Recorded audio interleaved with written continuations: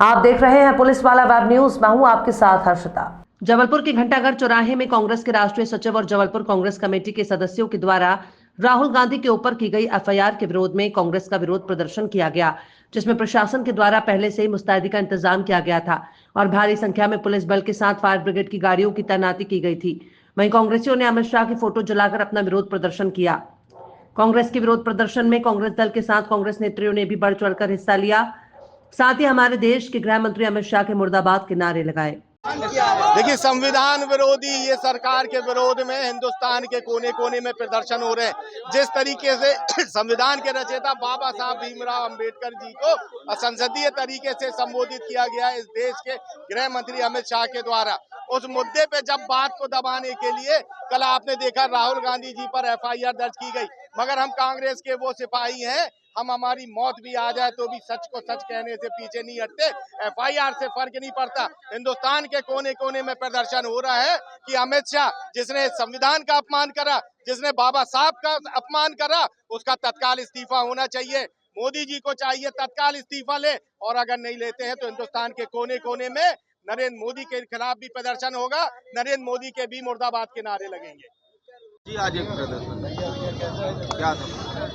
देश के हर एक चौक चौराहे पर कांग्रेस पार्टी और आम जनता ये कह रही है बाबा साहब का ये अपमान नहीं सहेगा हिंदुस्तान। इसको लेकर के कांग्रेस पार्टी जबलपुर के घंटाघर से लेकर के तमाम ऐसे चौक चौराहे पर आंदोलन कर रही है कि जिस तरह से भारतीय जनता पार्टी, उसकी विचारधारा, उसके तमाम नेता संविधान को बदलने से लेकर के महापुरुषों का अपमान कर रही है। उसी कड़ी में कुछ दिन पहले जिस तरह से देश का गृह मंत्री अमित शाह जी ने संसद में, राज्यसभा में बाबा साहब का अपमान किया, उससे देश आक्रोशित है। कांग्रेस पार्टी इस बात को सहेगा नहीं। देश के संविधान के निर्माता के बारे में इस तरह से टिप्पणी करना, अरे बाबा साहब प्रेरणा स्रोत हैं इस देश के, उन्होंने देश को संविधान दिया। कई जो हमारे वंचित वर्ग हैं, सभी समाज के जो गरीब वर्ग हैं, उनको आवाज़ दी, उनके बारे में इस तरह का अपमान भरा शब्द वो कहते हैं।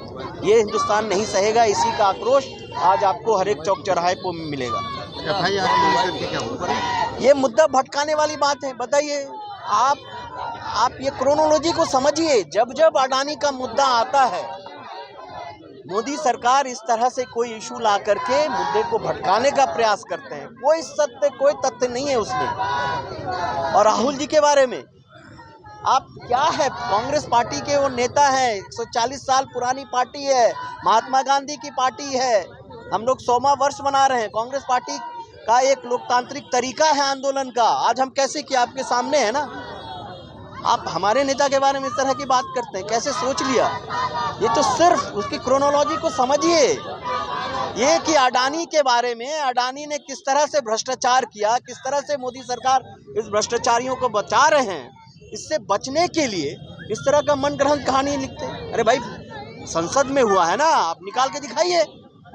दूध का दूध, पानी का पानी हो जाएगा। उल्टा हमारे राष्ट्रीय अध्यक्ष को, जो 85 साल के हैं, उनके घुटने का ऑपरेशन हुआ है, दोनों घुटने का, जिस तरह से उनके साथ धक्का मुक्की की गई, उल्टा चोर कुतवाल को डांटे, ये क्या है? तो ये सिर्फ इससे कांग्रेस पार्टी मोदी सरकार को भटकने नहीं देगी।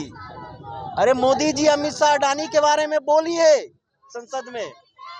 बाबा साहब का अपमान सदन के लिए जगह नहीं है, आपको ये नहीं करने देंगे। आप अडानी के बारे में बोलिए कि क्यों उनको मदद कर रहे हैं, क्यों उनको भ्रष्टाचार को खुलेआम उनको करने दे रहे हैं, उनका सहयोग कर रहे हैं। संसद में बाबा साहब के ये तो मैंने कहा ना, जिस तरह से संविधान के निर्माता बाबा साहब के लिए कि ये पूरा देश आज नारा लगा रहा है, बाबा साहब का ये अपमान नहीं सहेगा हिंदुस्तान। आप बताइए, संविधान को बदलना चाहते हैं, बाबा साहब के द्वारा बनाए गए संविधान को। ये तो उनकी प्रक्रिया है। संविधान जो इस देश की आत्मा है, इस देश की एकता, अखंडता, भाईचारा और इस देश के सभी वर्गों के लिए जो एक सशक्तिकरण का एक ग्रंथ है, उसको ये बदलना चाहते हैं।